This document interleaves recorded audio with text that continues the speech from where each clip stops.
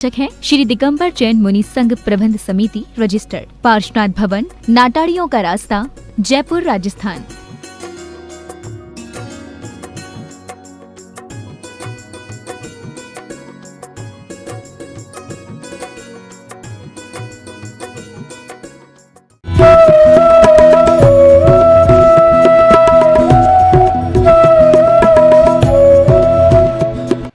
जो समय की कीमत करता है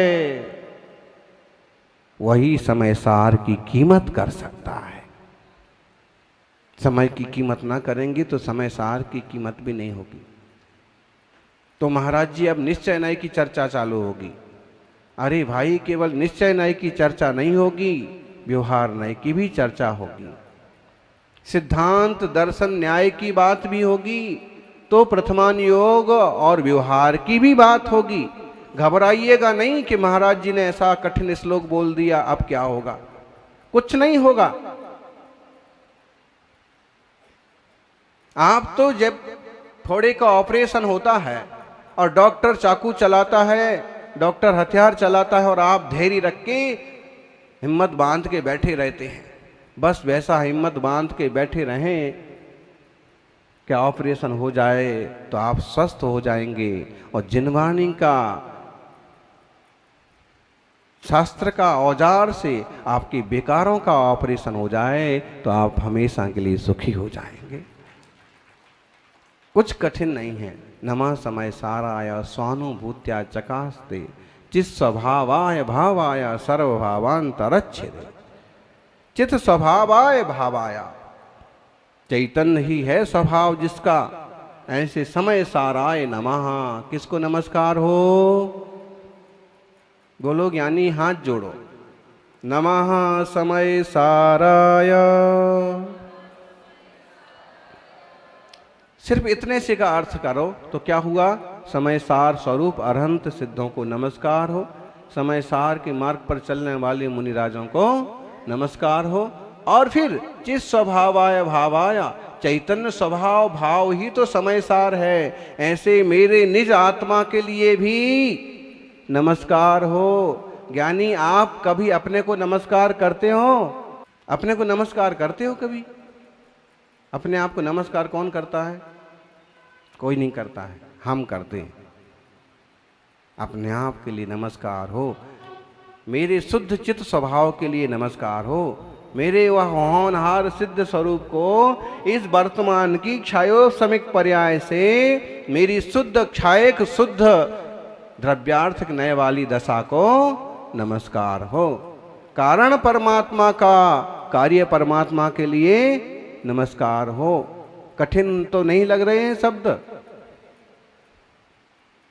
बहुत बढ़िया। इसका मतलब हम बोल सकते हैं। आप समझे बात को। एक प्रसंग ऐसा बना, महावीर कीर्ति जी महाराज के जमाने की बात है कि एक मुनि कुंथु सागर जी उन्हें बार बार नमस्कार करते। सभी करते, गुरु को तो कौन नमस्कार नहीं करता। तो एक बार उन्होंने कहा कि तुम जैसे मेरे पांव छूते हो, तुम जैसे मुझे नमस्कार करते हो, ऐसे तुम खुद को भी नमस्कार किया करो। तुम खुद को भी नमस्कार किया करो। तो उन्होंने कहा कि महाराज जी, खुद को कैसे नमस्कार किया जा सकता है? देव को नमस्कार, गुरु को नमस्कार, शास्त्र को नमस्कार, सर्वज्ञ वीतरागी अरहंत परमात्मा को नमस्कार, लेकिन खुद को कैसे नमस्कार? उन्होंने कहा, ध्यान अवस्था में बैठ करके खुद के प्रति जो समर्पण का भाव होता है वही खुद को नमस्कार कहलाता है। खुद भी तो आप अपनी कीमत करो। अगर आप अपनी पद की, आप अपने स्वभाव की, अपने रूप की कीमत करते हैं तो आप गलती नहीं कर पाएंगे। धर्मात्मा श्रावक यदि अपने आप को इस ढंग से समझता है कि मैं बहुत अच्छे प्रज्ञावान श्रावक के रूप में प्रसिद्ध हूँ, जिनालय में भक्ति करने वाले के रूप में मेरी प्रतिष्ठा है, रात्रि भोजन त्याग और व्रत करने वालों में मेरी गिनती है, अब मैं अपनी कीमत करूं। कहीं ऐसा कुछ ना करूं कि लोग मुझे क्या बगुला भगत कहने लग जाएं। बगुला भगत कौन सा भगत है? हो जाता है ना कि अगर हमारी चर्या क्रिया में कुछ ऊंचा नीचा हो गया तो लोग बोलने लगते हैं अच्छा उनकी बात कर रहे, वो तो बगुला भगत हैं। मतलब मौके पर अपने व्रतों में कमी भी कर डालते हैं। तो वो नहीं होगा। वो कब नहीं होगा?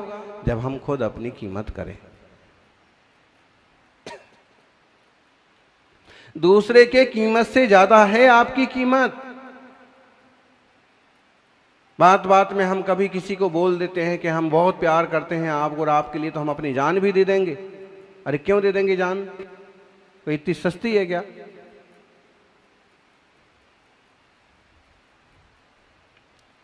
ये फिजूल की बातें हैं। आप तो इतनी कीमती है, आपकी जान का मतलब आपका ज्ञान इतना कीमती है कि अगर स्वभाव रूप दशा को आपने पा लिया तो जो अरहंतों का वैभव है वो आपका वैभव है। वितरागी मुनियों का जो वैभव है पूर्ण शांत, वो आपका वैभव है। समझना, चित्त स्वभावाय भावाय स्वानुभूत्या चकास्ते। स्वानुभूति से जो प्रकाशित होता है, कैसे प्रकाशित होता है? निज वैभव। खुद को कैसे पहचानेंगे? बोलो युवाओं। आप कहोगे अलग सी बात चल रही है, कुछ हमको समझ में नहीं आ रहा। स्वानुभूति से। क्या हम बॉडी मात्र हैं, शरीर अकेले हैं? नहीं है। जो हमारी चेतना है वो है हम। तो उसको स्वानुभूति से अनुभव करो, संवेदना में लो कि यह जानने वाला मैं भगवान आत्मा जीवात्मा। स्वानुभूति से जो प्रकाशित होता है और चित्त स्वभाव भाव वाला है, ऐसे उस परम पवित्र पदार्थ को जो सर्व पदार्थों से भिन्न है, ऐसे समय सार के लिए नमस्कार करता हूँ। व्यवहार से अरहंत सिद्धों को नमस्कार करता हूँ और निश्चय से निज चैतन्य आत्मा को नमस्कार करता हूँ। कुछ समझ में ना आए तो चिट्ठी लिख के भेज देना।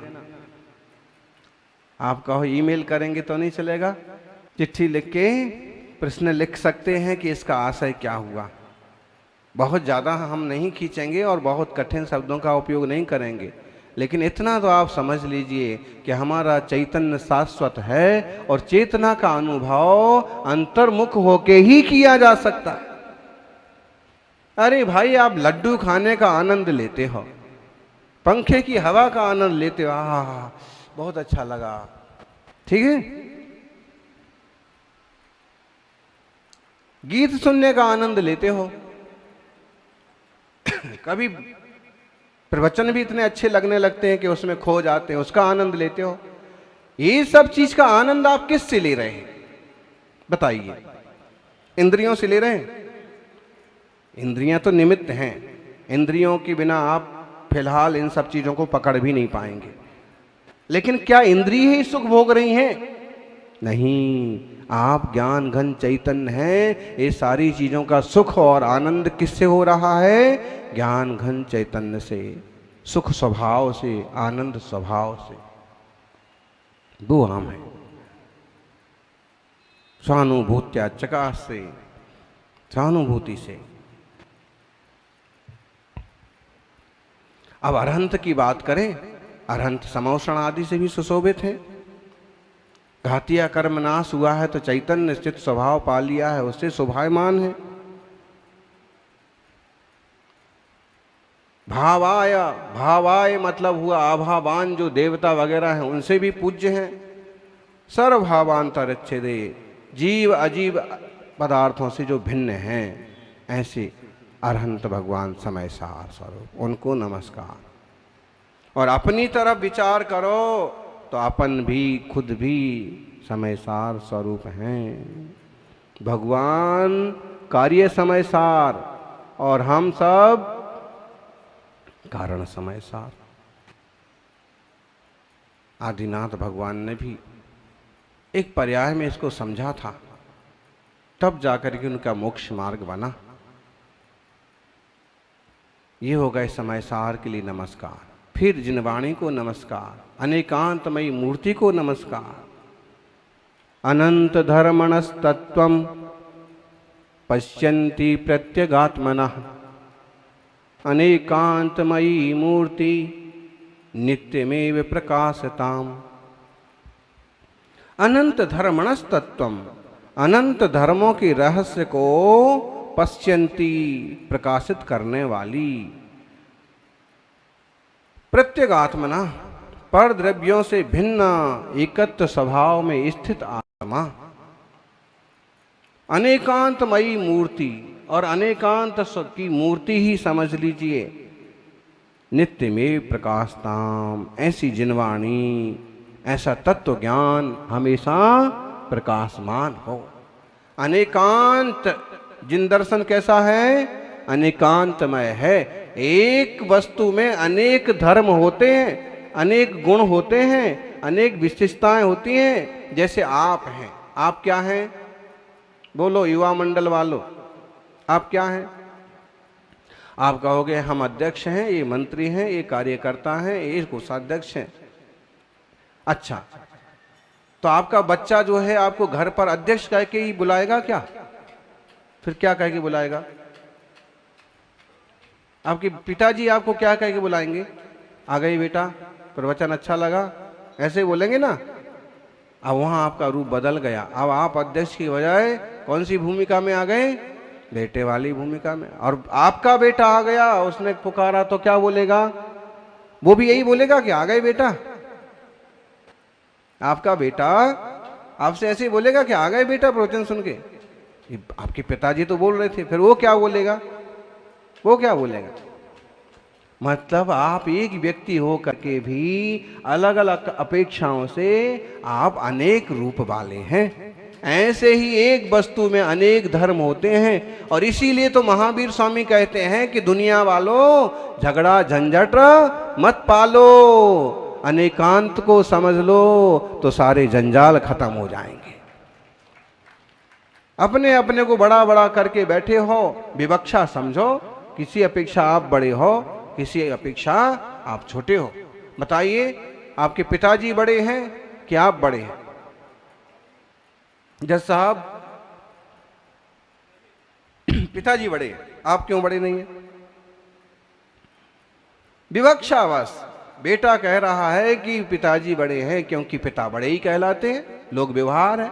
लेकिन अगर हम इस तरह से विचार करें कि पिताजी का जीवन तो अब 2, 4, 10, 20 साल का बचा है और आपका जीवन जो है अभी 40 साल का बचा है, इस तरह से विचार करने पर कौन बड़ा हुआ? 40 साल जिएंगे आप, वो 4 साल ही जीने वाले।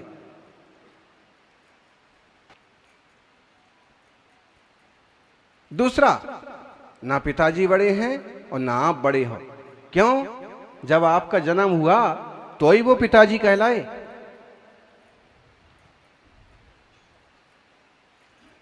दोनों बराबरी हुए, फिर हुए कि नहीं? पिताजी को कहलाते हैं। लेकिन लोग व्यवहार में क्या चलता है, तो इस बात को इस ढंग से स्वीकार किया जाता है। लेकिन कदाचित ऐसी कोई दूसरी बात सामने आई तो झगड़ा नहीं करेंगे, ज्ञानी झगड़ा नहीं करेंगे। वो बात पूछेंगे कि आखिर इस किस अपेक्षा से आप कह रहे हैं। बात समझ में आ जाएगी कि ठीक है। बड़े महाराज जी, कौन से बड़े महाराज जी हैं बताइए?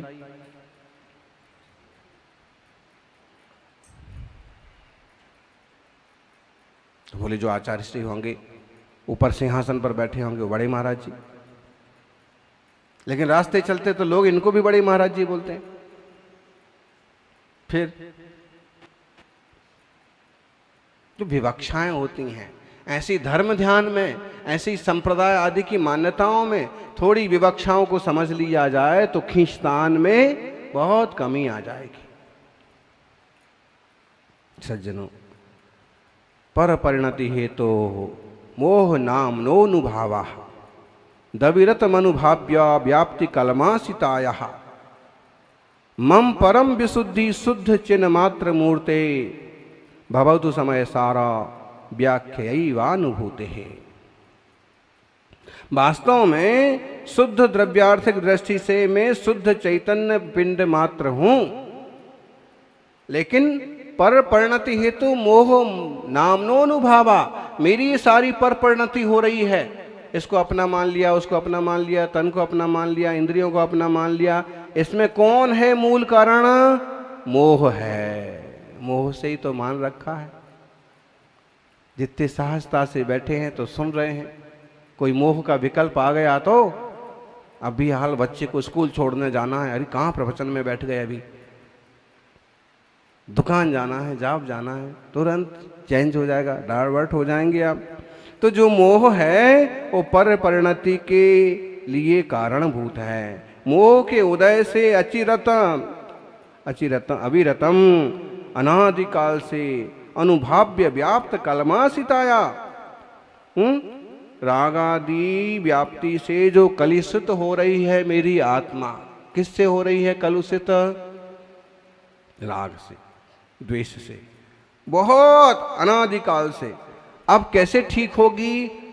मम परम विशुद्धि मम अनुभूते समय सार व्याख्या एवं मम परम विशुद्धि भवतु। इस समय सार नाम के ग्रंथ को सुनने से, आचार्य महाराज तो लिख रहे, टीका कर रहे, तो उन्होंने लिखा कि व्याख्या करने से मेरी विशुद्धि बढ़ेगी, मेरी परम विशुद्धि प्रकट होगी। और हम क्या कहेंगे कि इस ग्रंथ को सुनने से मेरी परम विशुद्धि प्रकट होगी। विशुद्धि बढ़ती है ज्ञानी। आप यहाँ बैठेंगे शास्त्र श्रवण में तो आपकी विशुद्धि ऐसे बढ़ेगी, परिणाम ऐसे जाएंगे। और अगर आप खोटे लोगों में, खोटे संसर्ग में जाएंगे तो परिणाम असर तुरंत पड़ता है। बर्फ में रखा हुआ फल ठंडा हो जाता है और चूल्हे के पास रखा हुआ फल गर्म हो जाता है। वही अपनी आत्मा का हाल है। इसलिए इस बात को स्वामी अमृतचंद्र स्वीकार कर रहे हैं कि मेरी परम विशुद्धि कैसे बढ़ेगी जी? इस समय सार की व्याख्या से, इसके चिंतन से, इसके मनन से, स्वरूप के अनुभव से मेरी कालुषता मिट जाएगी, मेरे मन का मेल धुल जाएगा, मुझे परम विशुद्धि मिलेगी। आप क्या कहेंगे? जिनवाणी सुनने से, समय सार आदि पुराण सुनने से मेरी विशुद्धि बढ़ेगी। अब आप लिख तो नहीं रहे हैं, आप तो सुन रहे हैं, तो अभी विशुद्धि तो बढ़ती है। एक शब्द से विशुद्धि बढ़ जाती है। आप लोग बहुत सज्जन और धर्मात्मा हैं। आपको तुरंत लगता है कि महाराज जी कितना मतलब वात्सल्यपूर्ण शब्द से बोलते हैं, विशुद्धि बढ़ गई। और एक खराब शब्द बोल दिया है, एक शब्द बोल दिया जाए कि सब लालची लोग हैं। कुछ भी बोलने वाले बोलते ही है ना, गधा शब्द का उपयोग कर देंगे, कुछ भी कर देंगे। उससे क्या होगा? एक शब्द सुना और विशुद्धि अपनी घट गई। हाँ, हम ऐसे शब्द सुनने के लिए आए थे। साधु के मुंह से ऐसे शब्द निकलते हैं, ऐसा हो जाता है। तो ये शब्दों के माध्यम से भी हमारे परिणामों में असर पड़ता है। सुनने से हमारी विशुद्धि बढ़ेगी। क्या सुनेंगे हम? सर, सूत्र अवतारा, सूत्र का अवतार होता है। कौन सा सूत्र? अवतार होता है। किसका अवतार होता है जी? वैदिक संस्कृति में अवतार किसका होता है? बोले भगवान ने अवतार लिया। अपन भी गाते हैं, लिया प्रभु अवतार, जय जयकार जय जयकार। अब यहाँ सूत्र का अवतार होता है। कितना कितना आदर के साथ कह रहे हैं। वंदितु सब सिद्धे, हाथ जोड़ के उच्चारण करो। वंदितु सब सिद्धे, ध्रुव मचल मणोबमं गदिं पत्ते, वोच्छामि समय पाहुड, मृणमो सुध केवली भणिदम। जय बोलिए ऋषभदेव भगवान की।